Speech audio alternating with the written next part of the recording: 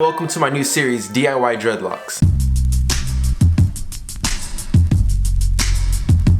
Alright, so in this series I'm going to be doing everything about dreadlocks, but everything that you can do yourself. Which pretty much in dreadlocks or getting dreadlocks, you can do everything by yourself. So in this video I'm just going to be showing you guys how to twist your dreadlocks by yourself without going to a loctician or having somebody else do it. It is easier just to go to a loctician or have someone else twist your hair, but if you don't have the money to do that, you can just go and get these products or do whatever you want, or follow my steps on how I twist my hair. I do twist my hair different than how people usually twist their hair. I'm going to show you guys like my little secrets and how I got my hair to how it is today. It is to help you guys, and I hope you guys are going to enjoy this DIY series, but let's jump straight into it. Alright guys, so for this process I'm going to be using pure Castile soap, which I'm using Dr. Bronner's. After using this soap, it does help out a lot. It rinses out very good and it doesn't create buildup in your hair.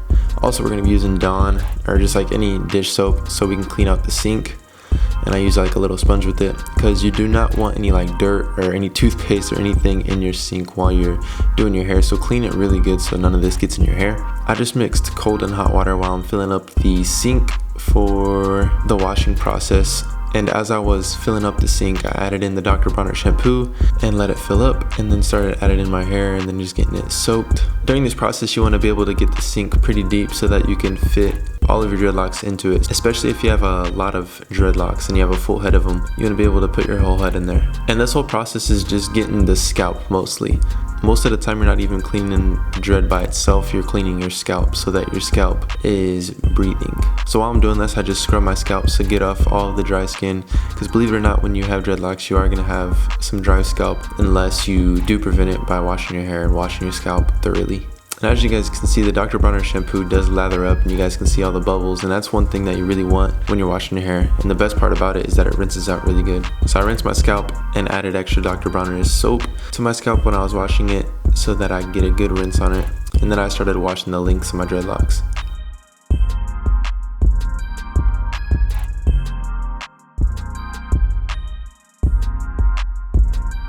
After all this, I rinsed out my dreadlocks and got everything out, which I said Dr. Bronner's does rinse out very good. And then this is how my hair turned out when it's still damp, so it hangs really low.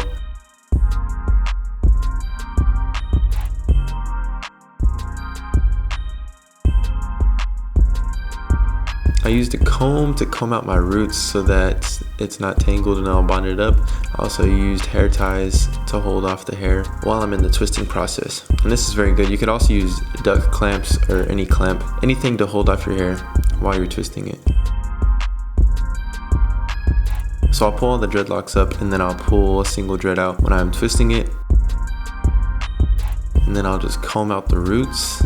And if you have to do separation, you can separate as well. I had to do some separation because of the fact that I do not twist my hair as often as I used to. So you guys can just see that there's just a whole jungle going on right here. But I comb out the root and then I'll twist it.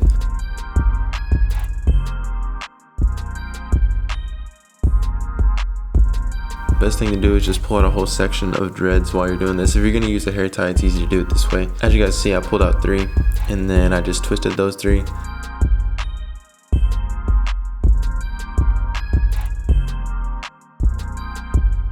And then after I twist it, you guys can see that the root is maintained better, and then I'll push it back up into the hair tie. And then I went along and did the rest of them.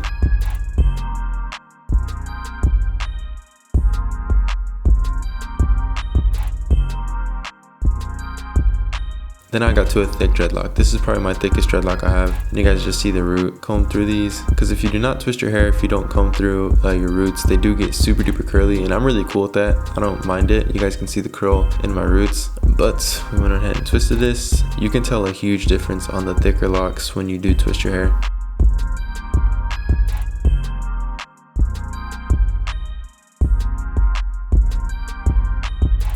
So you can just tell the difference right there. And the good thing about this is when you do it with damp hair, with your hair being wet, it does hold the twist very good. If you want to use a different alternative instead of using twisting gel, I do prefer just using water instead of actual twisting gel.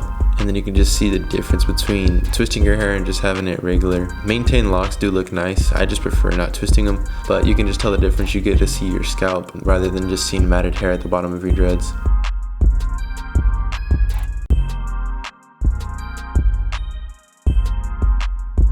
So I went ahead and redid that dread. It was twisted the wrong way, so I wanted to keep them all the same direction, whether it be clockwise or counterclockwise.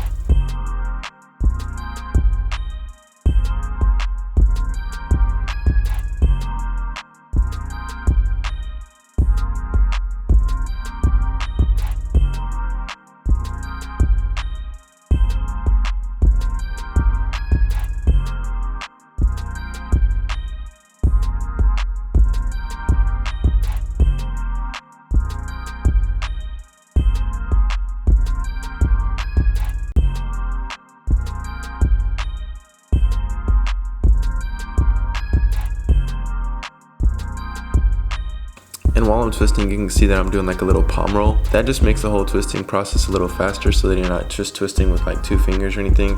When you palm roll, it just does it like automatic. And you can see the separation of the dreads now just from twisting. And right here I did have some loose hair that I wanted to pull into the dreadlock, so I would just comb it into the dread, if that makes sense.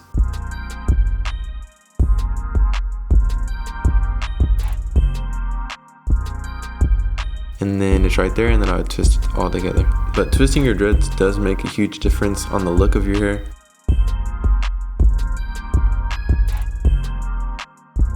You guys can just see from the circumference of everything is that you can just see the scalp and see the separation from dreads instead of them all being combined. Now for the sake of this video, I did just do the crown of my head, and that's why it's just the crown. And if I were to do all of them, you would see my scalp peeking through all of the dreadlocks. But just for the video, I did just the crown, and this is how I do prepare my hair for when I go get it cut so that they're not nicking into the dreadlocks. But yeah guys, that is the process.